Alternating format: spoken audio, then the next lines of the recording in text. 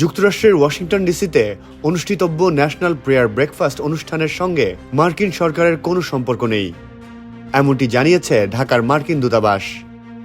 ৫ থেকে ৬ ফেব্রুয়ারি অনুষ্ঠানের আয়োজন হলেও এটি সরকারের আয়োজিত নয় বলে জানানো হয়।